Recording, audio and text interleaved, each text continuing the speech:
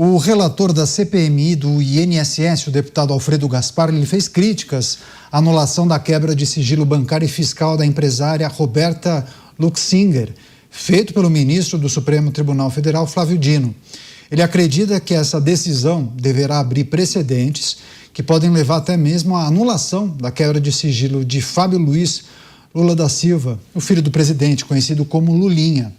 Ontem, o líder do Congresso, Davi Alcolumbre, ele rejeitou o pedido feito pela base governista e manteve essa investigação. Nesse sentido, a defesa de Lulinha já protocolou no judiciário o pedido de suspensão da quebra de sigilos. Começar essa com o Luiz Felipe Dávila. Você, Dávila, decisão tomada pelo ministro da Suprema Corte e o entendimento de alguns que isso poderia abrir um precedente, abrir margem para que o filho do presidente também solicite a suspensão da quebra de sigilo. Vai que? Nós já vimos esse filme antes, Caniato. Descobrir firulas jurídicas para anular provas e encobertar crimes cometidos no país. Nós já vimos esse filme antes.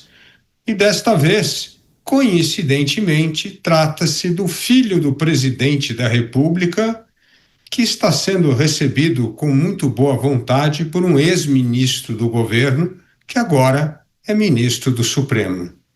Tudo isso mostra a que grau chegou a, vamos dizer com sutileza, que grau chegou a degeneração institucional no Brasil. Um poder não respeita mais o outro, e tudo é motivo para se levar ao Supremo e tentar ali ser não o cumpridor da Constituição, mas o abafador de casos que incomodam a República. Pois é, essa é uma notícia que inclusive repercutiu bastante, né? O ministro da Suprema Corte suspendendo a quebra de sigilo de uma figura muito próxima, e muitos veículos chamam de amiga de Lulinha, que tinha sido aprovada inclusive pela CPI do INSS. E o temor é que isso abra um precedente para que a defesa de Lulinha também solicite a suspensão da quebra de sigilo.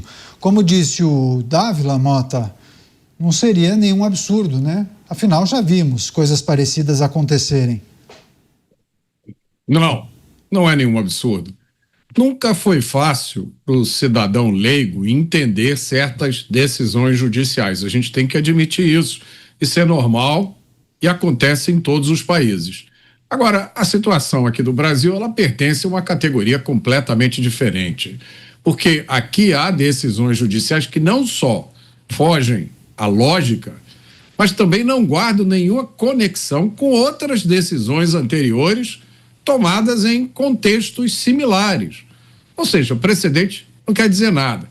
O que se pode dizer sobre essas decisões é que, geralmente, há sempre um fator em comum, que é a ideia da supremacia da Corte Suprema sobre os outros dois poderes. Ou seja, a Corte Suprema é sempre quem tem a última palavra sobre qualquer assunto.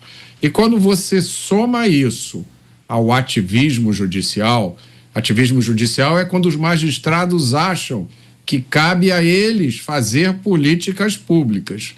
Então, se eu acho que deveria existir uma lei sobre alguma coisa e não existe, então eu vou tomar uma decisão com caráter de lei. Quando você soma essas duas coisas, o resultado é uma insegurança jurídica de grau tão elevado que ela torna quase impossível uma vida normal nesse país.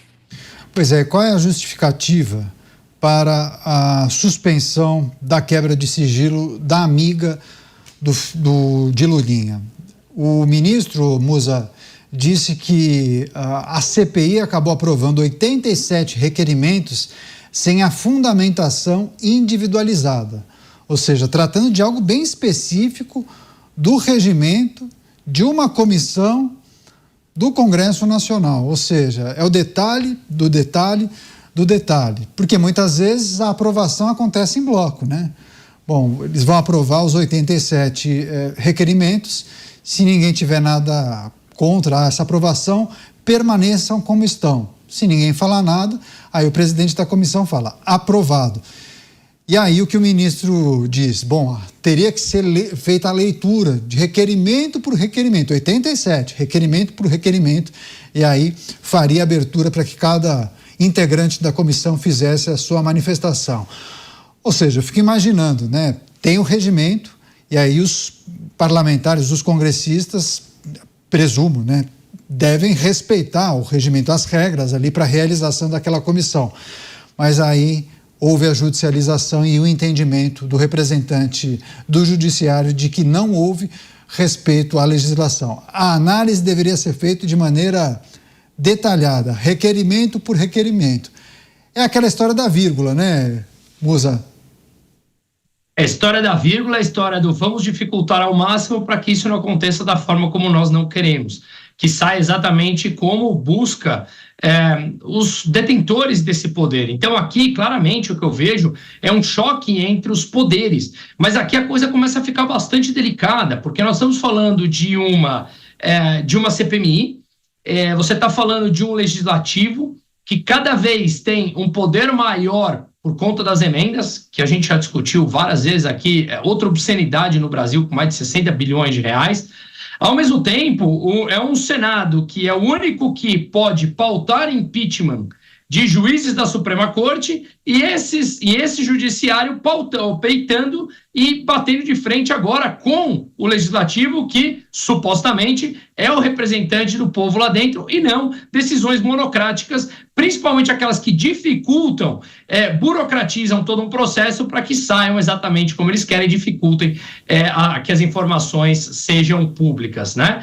E haja cada vez mais pressão em um judiciário onde realmente a população não tem como estar favorável. E aí as narrativas começam, o judiciário não tem uma boa imagem, porque determinada mídia ou a extrema-direita, enfim, aquele jogo que a gente consegue ver claramente cada dia, mas jamais olham no espelho para perceber que a responsabilidade está dentro deles mesmo. Então, essas pequenas manobras que se tornam gigantes são aquelas coisas inesperadas de Brasil que tornam tão grande a insegurança jurídica que nós vivemos aqui. Afinal de contas, dá a impressão que toda e qualquer decisão que seja tomada abre uma margem para pensar, espera um pouco, a gente pode ter uma decisão completamente contrária de alguém que a gente não está nem imaginando, nem podemos imaginar vir. E essas pessoas surgem do absolutamente nada com ideias tão estapafúrdias, fora de uma regra, que mudam por completo o jogo. Agora imagina você tomar decisões de mais longo prazo num país desse. E aí a gente vive nessa completa insegurança jurídica. Pois é, e aí, assim, para o grande público, Dávila, aquele que não é bacharel em direito, ou aquele que não tem uma formação que deu a ele informações em relação ao trâmite no Legislativo Federal, qual é a impressão que fica? Que, assim, muitas cartas estariam sendo usadas para evitar que o filho do presidente seja exposto. E aí aquela história que lá atrás vocês disseram, não sobre esse caso, mas eu poderia tratar disso também aqui. Pode parecer para muita gente que estamos caminhando para um processo de pizza, sabe aquela história? Poxa, os parlamentares se envolveram numa briga numa sessão, teve um barraco terrível, soco na cara, empurrão, é uma coisa horrível, uma imagem que não combina com uma sessão no Congresso Nacional, ou não deveria combinar. Agora, uma situação que dá a impressão para boa parte do público, da nossa audiência, de que isso acontece para proteger lá na frente também essa figura. E aí começa a se desenhar um cenário que no Brasil é muito comum, né? Será que isso vai dar em pizza? Muita gente se pergunta, né, Dávila? Vai dar em pizza, nós já sabemos, por uma razão muito simples. O que a nossa audiência precisa saber é o seguinte: a Constituição brasileira tem que ser encarada com o rigor dos seus valores e princípios. A função de um juiz é interpretar a Constituição, é fazer cumprir o que está na Constituição. E toda a Constituição, em todos os países democráticos, ela tem um papel fundamental, Caniato, que é justamente limitar o poder do Estado. dizer que o Estado pode fazer isso, mas não pode fazer aquilo. Por que isso existe nas democracias? Justamente para preservar o maior grau de liberdade possível ao cidadão, aos indivíduos, para que cada um tome a decisão que acha melhor para ele. O Estado tem que se conter a limitar o seu poder de acordo com o que diz a Constituição.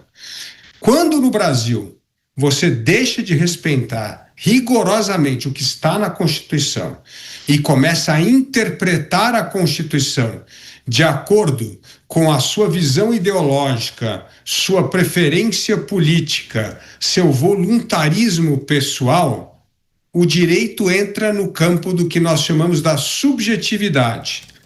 E essa subjetividade, o Mota, que é o nosso engenheiro do time, sabe disso.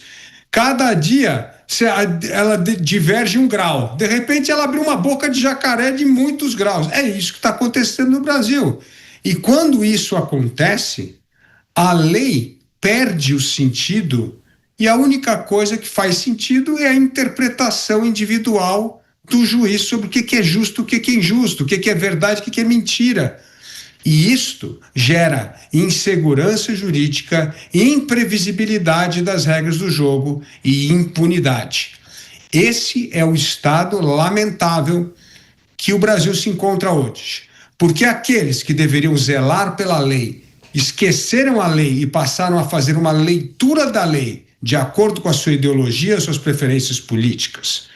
A imprensa foi condescendente com isso durante muito tempo. Felizmente, agora parece que abriu os olhos. Parece São Paulo no caminho de Damasco. Caiu as escamas do olho, então agora estão enxergando as coisas como elas são, né? Então, isto é uma sociedade que durante muito tempo ignorou estes abusos e esses abusos se tornaram o novo normal. Por isso, é hora de retomarmos a rédea, a consciência, o senso crítico e resgatar esse espírito da Constituição. Caso contrário, o Brasil vai entrar numa encrenca que nós há muitos anos não víamos.